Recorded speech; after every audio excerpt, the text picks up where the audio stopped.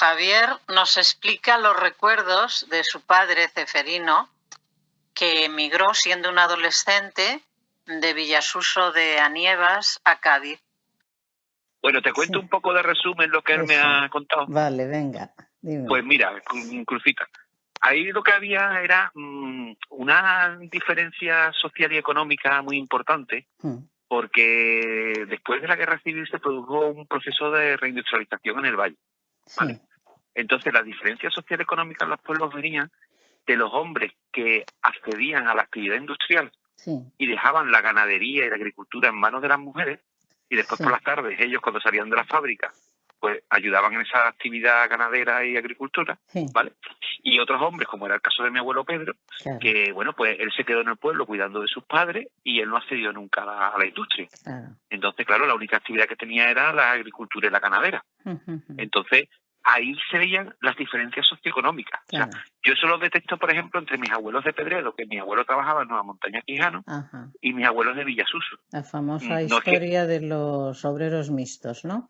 Efectivamente. De hecho, es muy común, y aquí en el sur no se ve tanto, que a nosotros se nos llama mucho la atención que hay muchos negocios de hostelería que en la zona de Cantabria lo llevan mujeres. O sea, bares, cafeterías, tabernas. Y eso en el sur no se ve. ¿Pero por qué? Porque siempre ha habido ese reparto de actividades de el hombre en la fábrica y la mujer en un segundo negocio o en la ganadería y la agricultura. Entonces, mi padre decía que eso era determinante, ¿vale? Aparte de que después había gente, ¿vale?, dentro del pueblo. Bueno, pues había habido una guerra civil recientemente, mi padre nació en el 45. Entonces, el tema fundamental era que cuando se reindustrializa después de la guerra, hubo gente que se queda desenganchada del tema industrial y otros hacen el obrero mixto, ¿vale? Entonces, claro, las diferencias económicas entre unas familias y otras eran sustanciales. Porque, claro, cuando el abuelo Pedro a lo mejor soltaba una vaca o 3 o 4 vacas arriba y comían una hierba y le abortaba una vaca, eso para él era un destrozo económico. ¿Vale? Entonces, me cuentan sobre las Navidades. Y a esto viene toda la historia. Había un sistema muy importante y muy, yo creo que es muy latino, muy español, de ayuda familiar. Pues, por ejemplo, en casa de mi padre nunca había para turrón, porque no llegaba. ¿Pero a dónde iban a comer el turrón? A casa de la abuela Venancia. Que era, bueno, eran como eran tribu, solo dos. Eran tribu, ¿no? Claro, La era tribu un sistema funcionaba. muy mediterráneo, muy de ayuda entre familias. Por ejemplo, la fruta, que era una cosa que también valía cara y que no era común. Pues cuando mi padre veía uvas, pues se le decía a la abuela Venancia, ¿te viene esta tarde que yo te compro un ramito? Bueno, pues con el turrón, por ejemplo, él recuerda de las tardes ir con su hermano Pedro Luis allí a la puerta de su abuela Venancia y le daba una oncita de turrón del duro y ellos se ponían allí con su turrón y todo el tema. ¿Qué hacía la abuela Sara de comida? Las comidas típicas de las Navidades, como había cierta carencia, por ejemplo, te pongo un ejemplo clarísimo, cuando las gallinas ponían huevos, los huevos a la hora de comer eran para el abuelo Pedro y para el tío Pedro Luis, que era los que trabajaban. Si sobraban, ya era lo que venía. El resto, entonces, claro, entonces las comidas eran todas muy hipercalóricas.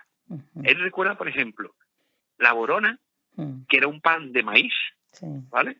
Al cual se le echaba azúcar, mantequilla, todas estas cosas, y las purientas, también una especie de gachas de maíz, ¿vale? Y eso eran, bueno, pues ciertos tipos de dulces o de comidas que se solían hacer en la Navidad, que eran todas comidas hipercalóricas.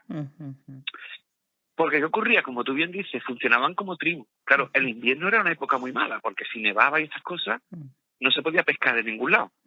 Pero, por ejemplo, cuando llegaba el otoño, mi padre, con sus hermanos más pequeños, estos tíos se buscaban la vida. Estos tíos iban a pañar castañas, a pañar nueces, y las traían a casa. ¿Vale? Con respecto a las Navidades, tampoco eran muy alegres, prima. Era lo que había.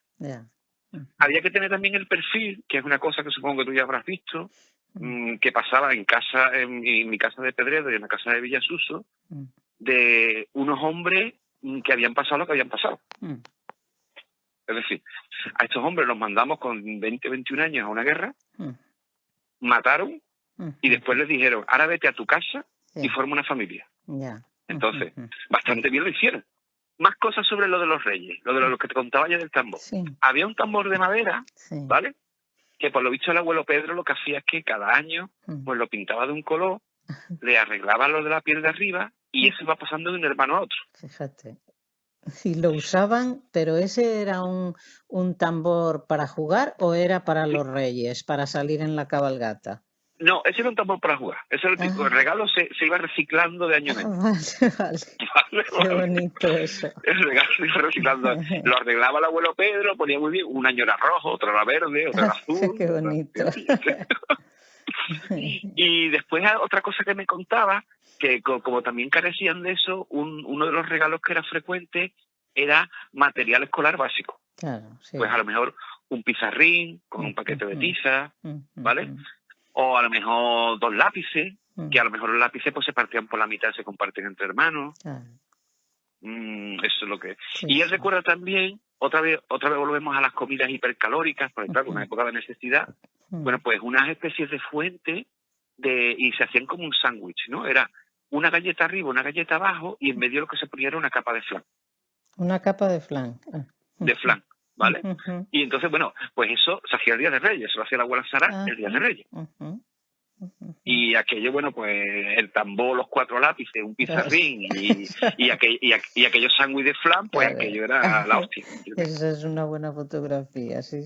Exactamente, ¿no? Entonces, bueno, ese era un poco más o menos lo de las Navidades. Cuando volví aquí, bueno, pues no sé si a lo mejor tocáis que ahí habrá gente igual, muchos emigrantes que vinieron al sur, se habrán encontrado con algunos. Pues algo muy parecido a lo que les pasó a mis abuelos con la guerra. Ten en cuenta que cuando mi padre lo mandó aquí a Cádiz solo tenía 15 años, era un niño. Claro. O sea, todo su desarrollo personal, psicológico, su formación como persona, la realizó fuera de su casa, solo. Las Navidades, pues las Navidades las recordaba muy tristes, aquí al principio. Sí es cierto que ellos vivían todos en las trastiendas, en las partes de atrás de las tiendas, ¿no? Y bueno, pues había mucha gente, lo que llamaban chicucos, que eran chicos jóvenes que vivían juntos. Ya después, a medida que iban teniendo más relación o más vinculación con la ciudad, pues los mismos vecinos de los barrios, ¿vale? Pues los invitaban a una cosa que era aquí muy típica en Cádiz, y es que en Cádiz había lo que se llamaba antes mucho el tema de infravivienda, que eran las casas de vecinos, Cruz. ¿Las casas? Que eran casas de vecinos. Casas de vecino. De vecinos, ¿vale? Sí. ¿Y eso qué era? Pues eso era un edificio a lo mejor colonial, del siglo XV, siglo XVI, cuando a lo mejor estaba en Cádiz en una época boyante, que un propietario lo tenía y lo iba dividiendo en estancias pequeñas. Sí. Y en esas estancias pequeñas, a lo mejor de 15 o 20 metros cuadrados, ahí vivía una familia entera de 4 o 5. Ya. Pero compartían un único aseo y una única cocina para todos. Sí. Que era la cocina y la casa de todos, ¿no? Entonces era muy típico, pues, igual que pasaba ahí en el norte, muchas relaciones de solidaridad. Si alguien no tenía y alguien hacía unas patatas con un laurel, porque no había carne, pues le daba un plato al vecino. Y en Navidades, que eso es lo que recuerda mi padre, cuando ya tenía un poco más de contacto, en esos patios de vecinos, todas las familias bajaban, bueno, pues compartían lo que tenían. Para ellos era un shock cultural, sobre todo por el tema del folclore, y todas estas cosas muy diferentes a lo que hay allí, ¿no? Lo veían muy... Y bueno, eso es unas pinceladas así generales. Claro, el impacto ese. Me comentabas que en las tiendas, en una tienda podía haber varios chicucos que ellos decían. Sí, claro. Porque ten en cuenta que normalmente el procedimiento era el siguiente.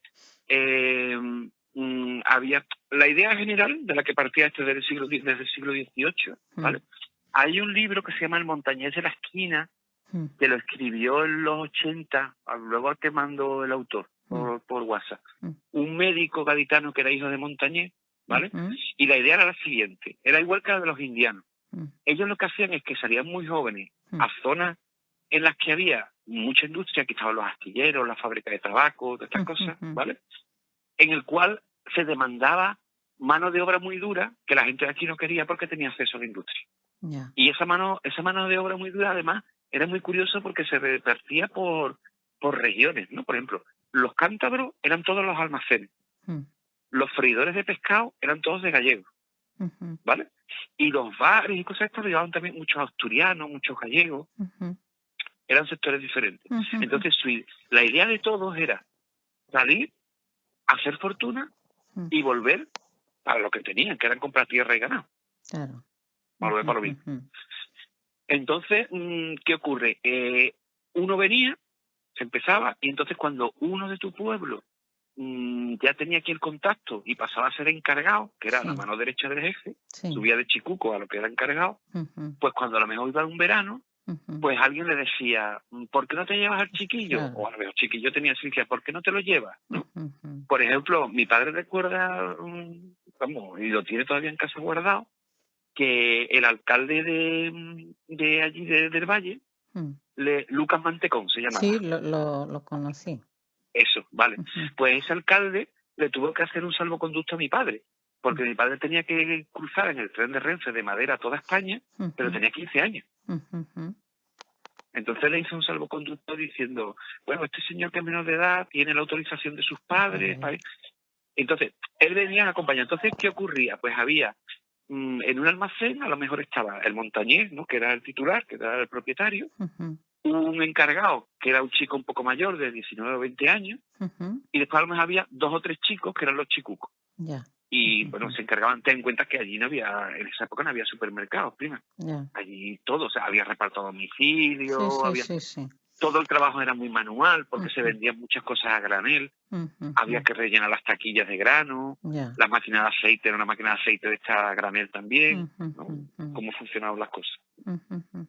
El montañés de la esquina es este señor, Severo me parece que se llama de nombre, que murió ya este hombre. Este fue un médico que hubo en Cádiz, que su padre fue uno de los montañeses que vino, ¿vale? Mira, había una cosa muy curiosa. El Banco Hispanoamericano, que estaba en la calle Ancha, se llamaba el Banco de los Montañeses. Y era porque todos los montañeses depositaban allí su dinero, pero solo por una cuestión, y es porque el director de la sucursal, ¿vale?, era de Cantabria. Entonces, con la confianza, pues todos los montañeses iban allí. O sea, que esta historia que cuentan aquí de los pasiegos, que entre ellos se gestionaban todos los aspectos de su mundo, un poco funcionaba también, ¿no? Sí. Además, fíjate que pueden parecerse un poco a lo mejor a las comunidades chinas o a las comunidades musulmanas que ahora emigran a España. Sí, a los guetos, ¿no? Claro, eran gente muy guetos joven, culturales, ¿no? Eso, eran niños que ante un mundo que para ellos todo era una amenaza. Entonces, ¿entre quién se fiaban? Entre sus grupos. Y sus grupos, ¿cuáles eran? Eran grupos étnicos. Era, oye, pues te voy a presentar uno que está trabajando en una tienda de San Fernando, nada más que salían un domingo cada 15 días por la tarde, ¿vale? Y se pues cogían el autotrolebús. Mira, en San Fernando hay uno que es de tu valle. Y a lo mejor, coño, pues tú eres el hijo de fulanito, de menganito. Y a la hora de empezar a montar negocios y cosas de esas, pues funcionaban así, ¿no? Se iban apoyando unos a otros. Pues bueno, aparte de la Navidad aquí, ese contraste con la Navidad en la emigración, eso es interesante, claro, ¿no? Eso es interesante. Después, además, resulta que nosotros no somos de ningún sitio, Cruzita, porque yo, por ejemplo, aquí, o mi padre, ¿no? Yo ya estoy, bueno, hacia aquí, pero mi padre y mi madre eran de allí. Entonces, aquí somos chicucos. El chicuco era el chico, el diminutivo chicuco, el chico que ayudaba en las tiendas, ¿no? Pero allá arriba en el norte nos llaman jándalos. Sí, claro, eso ya de Andalucía. Sí. Entonces no somos de ningún lado. Entonces, además hay cosas muy curiosas, aunque tú me notes un acento muy andaluz, la gente de aquí me dice, oye, ¿tú por qué dices algunas palabras en castellano puro y otras en andaluz? Y bueno, porque es que en mi casa mis padres hablaban con el acento del norte. Claro, es una cosa híbrida. Habías puesto que los reyes que salían en la cabalgata de Villasuso eran escogidos entre, entiendo, los que se tallaban ese año, ¿no? Exactamente, los que entraban en quinta militar. Fíjate, eso es una cosa curiosa. Normalmente, había 3 caballos y iban 3 jóvenes. Dice que normalmente solían ser la gente que entraba en el servicio militar ese año. Fíjate, eso es curioso. Supongo que esa sería la forma que tendrían los ayuntamientos hasta de de otorgarle a los Claro, no sé, a esos chavales un reconocimiento. Claro, no sé. será, en cada pueblo se gestionaría de una manera. Yo sé, por ejemplo, que en Arenas no tenía que ver con eso. Pero Vale. bueno, depende, imagino, quién lo dinamizara en cada sitio, ¿no? Pero ya le preguntaré a él. Y eran los reyes no de Anieva, sino de Villasuso. Sí, yo, por lo que escucho yo, eran de Villasuso. Claro. Y bueno, lo que hacían es que iban con los caballos, iban dando vueltas por todo el pueblo, por todas las callejas, y los chiquillos detrás, bueno, pues cantando ese villancico tan famoso, que Inma dice que es el de Herodes, ese que dice, ¿no? Porque Herodes le pregunta que quién era su guía, y ellos le dicen que la estrella de Oriente, pero ahí hay medio un fragmento que mi padre nos recuerda. Porque eso me lo ha contado muchas navidades, y digo yo, coño, pues a ver si hay alguno de aquí que se sabe cuál es el villancico. Yo, claro, conozco el de Arenas y no sé si era el mismo, ¿no? Pero ya le comentaré a ver. Muy bien, qué guapo es esto de recoger los recuerdos.